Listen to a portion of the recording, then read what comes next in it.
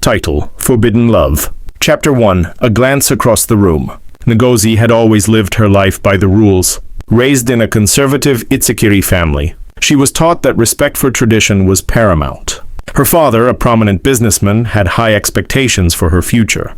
She was to marry a man of good family, well established in the community, someone who could ensure she would continue to live the life of luxury and respect that she had always known. Yet, despite the wealth and status surrounding her, Ngozi had never felt truly seen.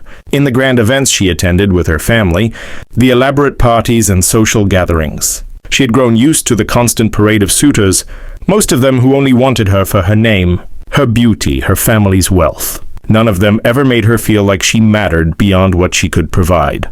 It was at one of these events, an extravagant party held in a grand mansion overlooking the city, that she first met him. Chijioke was not like the other men she had encountered in her life. He was from a different tribe, an Igbo man who had recently moved to Wari for work. He was confident, intelligent, and had a quiet aura of charm that immediately drew her in. Their eyes met across the crowded room, and for a brief moment, the world around Ngozi seemed to fade. Chijioke was different. He wasn't just looking at her like another prize to be won. He looked at her as if she were a person. Chapter 2. The Connection. After that evening, their paths crossed frequently. At first, their interactions were casual. A smile here, a brief conversation there. But as time went on, Ngozi couldn't deny the attraction she felt for him. He made her laugh in ways no one ever had. He listened to her thoughts, her hopes, her frustrations, as though they mattered. She knew, however, that falling for him was dangerous. He wasn't the kind of man her family had in mind for her. Chijioke wasn't from a wealthy family. He wasn't from her ethnic group. In Wari, where the blending of cultures was complex and the lines between tribes were often drawn with sharp precision, their relationship was bound to be seen as forbidden. But love, as they say, is a force that cannot be easily contained. Chapter 3. The Conflict. As their connection deepened, so did the pressure from Ngozi's family. Her parents had already begun making arrangements for her to marry Emeka, a wealthy Itsekiri man who had been pursuing her for months. Emeka was everything her parents wanted in a son-in-law: influential, well-educated, and from a respected family. The day her father brought up the subject of her wedding to Emeka, Ngozi felt as though the walls of her world were closing in. She tried to explain to him that she didn't love Emeka, but her father's anger silenced her protests. "Love is not a luxury we can afford, Ngozi," her father said sternly.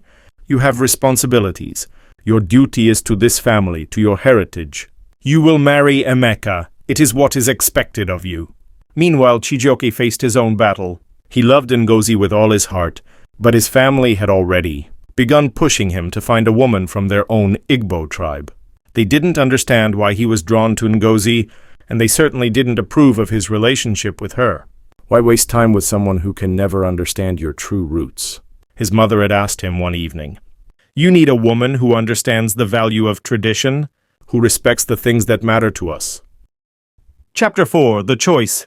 As the wedding preparations for her and Emeka's union moved forward, Ngozi found herself torn between her love for Chijioke and her loyalty to her family.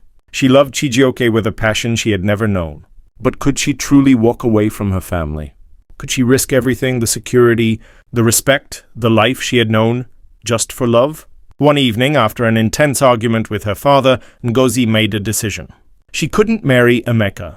She couldn't live a life dictated by tradition, by expectations. She needed to be true to herself, to the love she felt for Chijioke, no matter the consequences. She sent him a message. "Meet me at the old bridge tonight." Chijioke arrived just as the sun began to set, casting a golden light over the water. Ngozi was already there, standing alone, her eyes filled with a mixture of fear and hope. "We have to leave," she said, her voice trembling. "We can't be together here. My family will never accept us.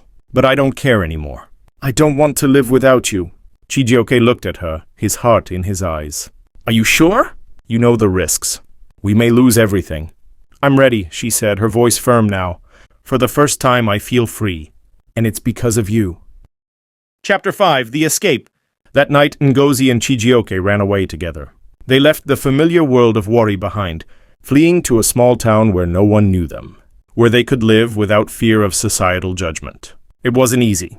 They struggled with finances, they fought off loneliness, But together they made it work. As time passed, they built a life of their own. Slowly, the whispers from their families and the community faded, though neither Ngozi nor Chijioke could fully erase the guilt they carried for, abandoning their families and traditions.